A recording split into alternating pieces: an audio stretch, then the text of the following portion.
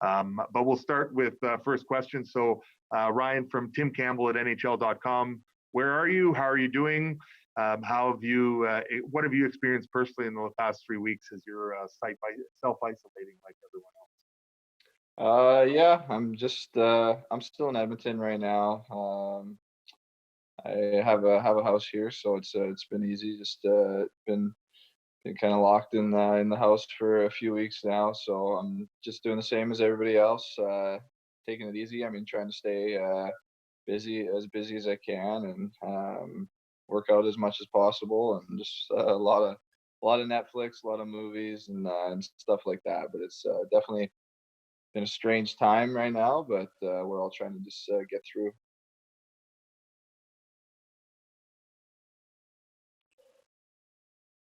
From more of a hockey side of things, yesterday Alex Jason was on the call and talked a little bit about this.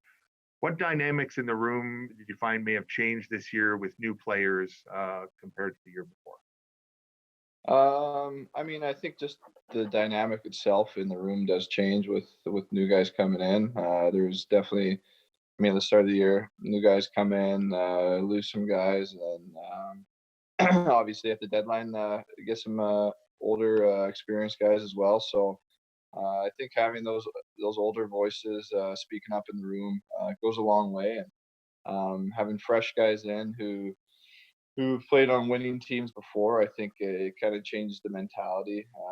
We had a lot of confidence in our group this year, and I think that goes. I think for players like me who have been here for a long time, it's nice to have some fresh faces and some positive energy coming in after a couple off years. And just give me 1 second here. A question from Jim Matheson, Post Media. You're also a horse owner with a stable of horses running at Hastings Park. How do you view the whole pandemic as it relates to horse racing? If ever Century Mile gets open here, would they run in Edmonton? Yeah, that's a good question. It's been the same for I think there's a couple tracks down in Florida, and maybe like some other southern tracks that are still running, but they're running without fans.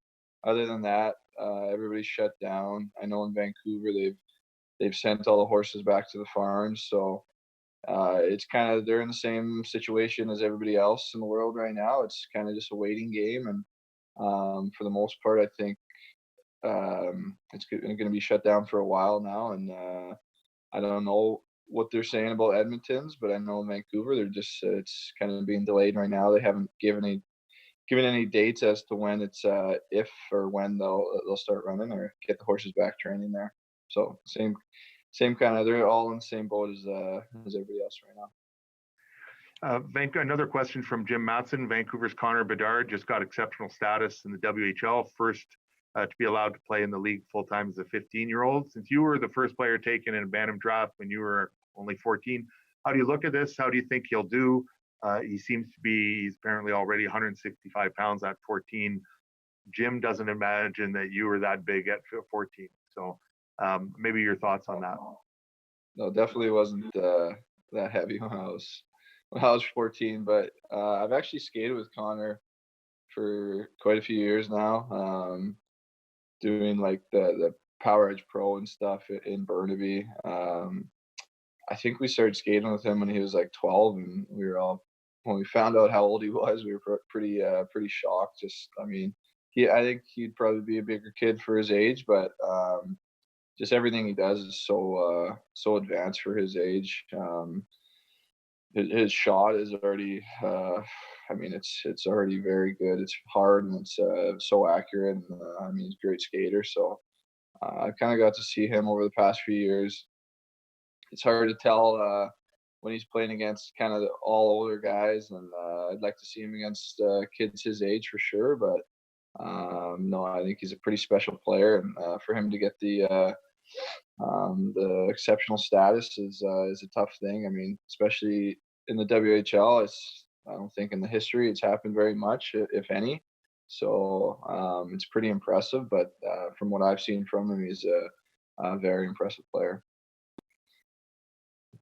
Saturday would have been the last Oiler League game, and against Calgary, you'd be preparing for that if this hadn't happened, and we'd be talking about that rivalry, maybe a playoff preview.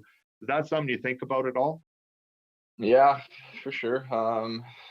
Over this time, it's there are days where we would have been playing, we would have been on the road, and I mean, we would have had that one Eastern road trip left, and then a lot of home games left. So I mean, we still have been here, but definitely would have been a lot different. So it's hard not to think about that when you're going over those days that we should have been playing at. So it's, I mean, everybody's kind of just taking it one day at a time right now and waiting for updates. But yeah, it's definitely strange knowing that we'd have been playing our last regular season game on Saturday.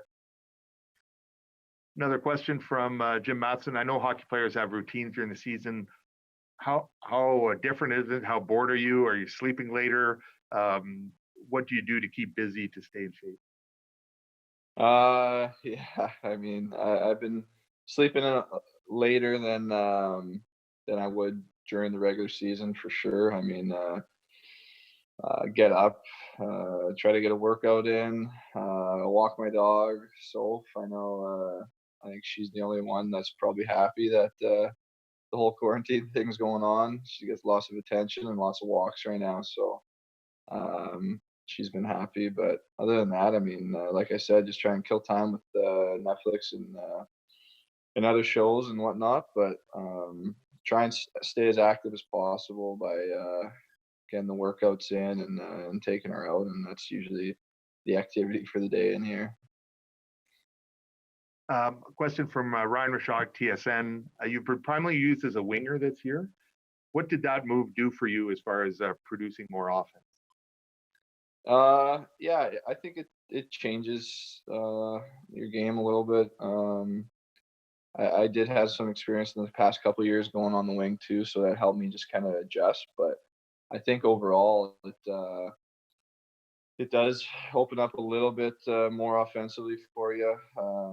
When you're center, you always got to make sure you're coming back and you're playing deep in your own zone, and you're kind of catching up to the rush more so coming out of the defensive zone, transitioning into offense. Whereas a wing, you're usually the one leading with the puck, or at least supporting the guy who's leading with the puck. So it's kind of, as soon as we get it, we have that offensive mindset. So at least that's how I saw it once I went onto the wing, and I got to play with obviously Leo and Yamo, and we got some chemistry going right away. So it was definitely a lot of fun, and I think it did kind of open up things more offensively for me.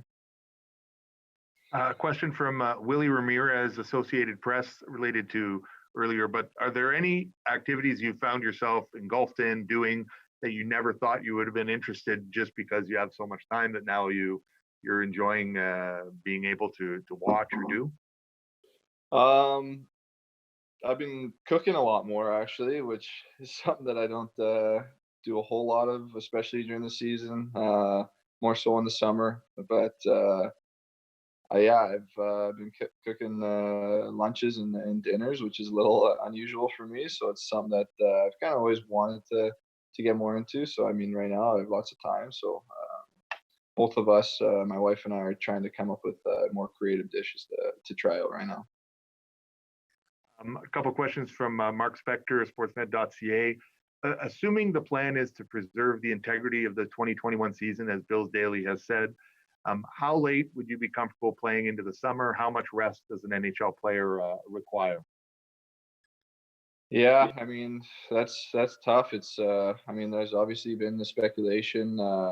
I'm sure everybody else has heard it about playing into late in the summer, and um, I mean, we still don't know if that would be, we'd finish the regular season, or at least some of the regular season, and then go straight into the playoffs, or if it'll just be straight into playoffs. I mean, at this point, it's kind of hard to wrap your head around it, because it is just kind of, we're taking it week by week, almost day by day. So we want to get back to playing. It's just a matter of figuring out what this is all going to look like in the next couple months here. So it's tough to say how late we would play, but we want to get back to it. It's just I mean, it's definitely tough to speculate right now, just based on it's the start of April, and that's seems like a long way away right now, but we just kind of take it day by day, I guess.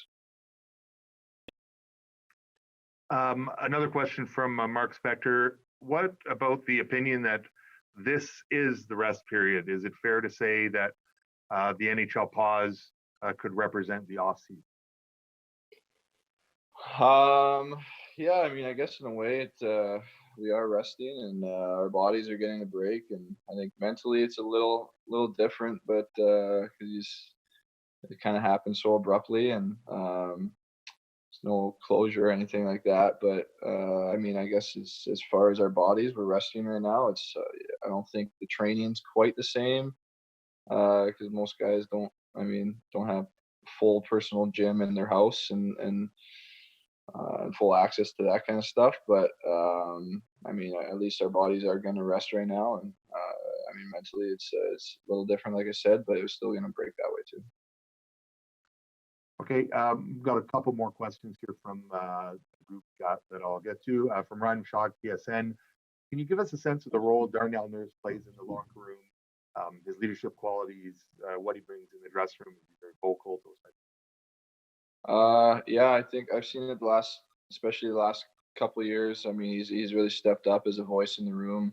Guy that guys that I mean we look to kind of get us going and play that solid role on the ice. And he's kind of reliable in any situation on the ice, but off the ice, I mean, he's been a leader for us, and he's definitely a guy that especially younger guys can kind of look to, and he's got a good attitude every day. He comes to the rink, positive mindset, and knows what it's going to take to win every game. So he's definitely a guy over the past few years where um, we're hearing more from, and we definitely rely upon him a lot. And final question from Daniel Nugent-Bowman. What was the most surprising aspect of Tyler Yamamoto's game, and how did he help your line? It's I don't even know if it was so surprising, but just the way that he goes and gets pucks, and he's not afraid to go in the corner with anybody. I mean, he battled with Chara, so it's a little height difference there, but he still goes in there and he's not afraid.